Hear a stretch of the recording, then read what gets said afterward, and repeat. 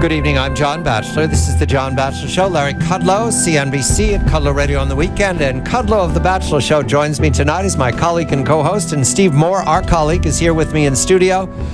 Ladies and gentlemen, the announcement is that with Ted Cruz's decision to end his campaign, to suspend the campaign is the accurate language, the path to the nomination for the Republican Party in 2016 is completely open to Donald Trump of New York. Therefore, the title, such as it is, presumptive nominee, it requires the vote of the ballot in Cleveland to be the nominee, is Donald Trump's. And that means that we turn to a new phase in the campaign of 2016, which is discussing the Republican Party to bring together the fragmentation of these last months, especially between Senator Cruz and Governor Kasich, who remained in the race until the end, and the rest of the party that has dropped out over this last year. Larry, a very good evening to you. And of course, Steve, welcome to the studio. Your comments on Senator Cruz's decision to suspend his campaign tonight. Good evening, Larry. Good evening, John and Steve. Look, I'll just tell you my tweet, and that is that I think Senator Cruz's decision showed a lot of character and a lot of wisdom. I think he ran a good, tough campaign. My hat's off to him. And I think if he remains involved, as I reckon he will, he can help the country. And he can help the GOP, the Republican Party, and he can also help Donald Trump if he chooses to. So, you know, I don't want to jump on Cruz. I think he ran a tough campaign. He's a free market guy. He's a constitutional guy.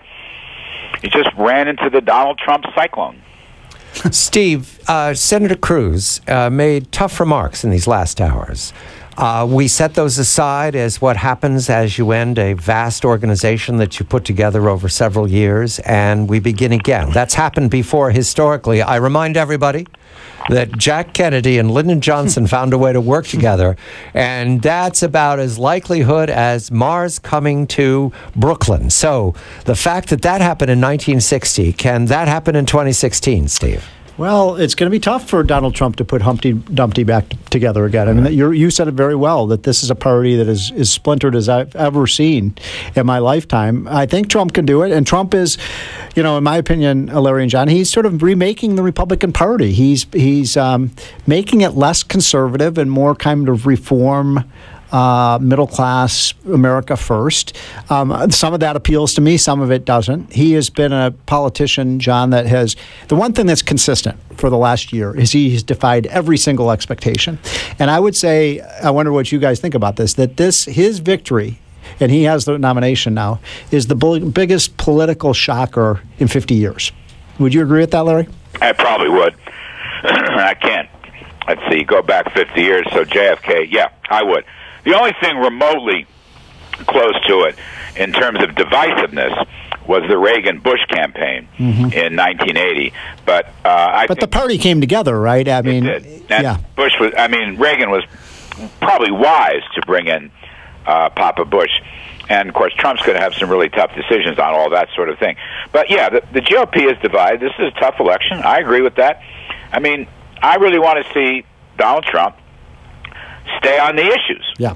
I'm not happy with something. Let's get to the issues, gentlemen, because that's what you have very carefully introduced to this audience, not just over the last months, but over these many years on air. The issues are the economy, the pocketbook issues. That's what the American people will vote on. The 0.5 growth in the first quarter of 2016 is completely unacceptable for a successful presidency. Completely. It must be addressed. The status quo ante will not answer. And Donald Trump has not made his economic policy clear to me. Perhaps he's indicated around the edges, and we expect a speech. But Larry, I want to begin with you and then go to Steve. What do we believe the Republican Party must convey to the American people in order to find 270 electoral votes? Well, look, economic growth is the key. I mean, Steve and I have preached this for a heck of a long time. And I agree with you that Trump's slant is much more to the middle class. I mean, what he's got to do in that vein is he's got to sell his economic plan. Look, he's had a very good tax cut from the very beginning, and I endorsed his tax cut, by the way. It could use a few small modifications, but it's a very pro-growth tax cut that would help businesses both large and small, and hence help middle-class workers. He's just got to keep pounding on that, because Hillary is the heiress to the Obama's economy. On things like trade, I think he's he's evolving. He doesn't use the 45% tariff anymore, but no one's quite sure what his trade position is. On terrorism, I think he's been very strong. I thought his foreign policy speech was very strong, and I noticed that terrorism is the second biggest issue in the exit polls today. Economy, jobs, number one, but terrorism, number two. No, I'm wrong. Government spending, number two. Terrorism, number three. So he's making his way on the economy and taxes and government and so forth. He's the outsider. He just got to stay with these issues. Keep his compass on issues. And stay away from Lee Harvey Oswald. That was a big dumb thing. Yeah. Look, as I said before, I think he is realigning the parties. I think that Trump is going to win millions and millions of blue-collar Democratic voters, Larry. I really do. Now, whether he can bring in the kind of upper crust conservatives of the Republican Party, I don't know. He has a big problem with women, no doubt about that. I think it's his biggest liability right now. He's got to bring Republican women back into the party. Already tonight, I had a number of friends who are Republican women saying, I guess I'll just sit out this presidential election and vote down ticket. He's got to bring them back. But pocketbook issues are about doing that. That's exactly right. And by the way, look at his record. Larry's right. He's got the biggest tax cut we've seen since Ronald Reagan. Especially for corporations. Right. He wants to roll back Obamacare. He wants to cut government spending. He wants to put conservatives like Ted Cruz on the Supreme Court. I mean, I don't understand, Larry, the kind of derangement that some conservatives have about Trump. Now, you and I don't like his trade position, as you just said, and I don't agree with him entirely on immigration. But he's pretty conservative. Yeah, on the bread and butter issues, he is. I think that he said a bunch of things in the past, and many of his critics keep bringing that up. But he's been very steady in this campaign, at least regarding the economy and tax cuts and reducing government's power. I mean, listen, his theme of being the outsider, the guy that's going to come in and break a lot of eggs in Washington, is such a gigantic I love that theme, by the way. I love that theme. Guys like us have been there so long and in and out of there, and God, I just welcome that kind of change. And by the way, Larry, the guys I hang out with in Washington, as you know, I'm a Washingtonian, they're terrified of Trump because he's unsettled the system, John. He's not hiring all the consultants and the pollsters and the lobbyists. And so this has unsettled Washington, both liberals and conservatives. See, John, let me offer this thought.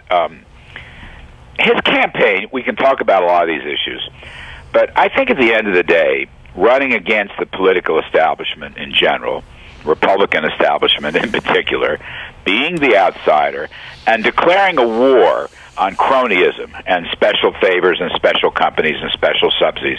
I think at the end of the day, that's the real bottom line to his success. And all I'll say is he needs to bolster that with telling people, explaining to people that he is serious on these issues, and his issues are pretty good in general, not perfect in my view, but he just needs to persuade people that he can do this job. That's an important thing. Yep. And I think if he does that, he's going to do rather well in November. I want to talk about trade when we come back, because that's not a minor part of the puzzle that Mr. Trump has left on the table. Yes, the corporate tax cut is bountifully important. Entitlements are also important. But I want to talk about trade when we come back with Larry Kudlow of CNBC, Steve Moore, Heritage Foundation. Ted Cruz's withdrawal, suspension is the term that he used. Suspension of his campaign means that Donald Trump is now the presumptive nominee of the Republican Party to face what we presume will be Mrs. Clinton's very strong candidacy in November. I'm John Batchelor.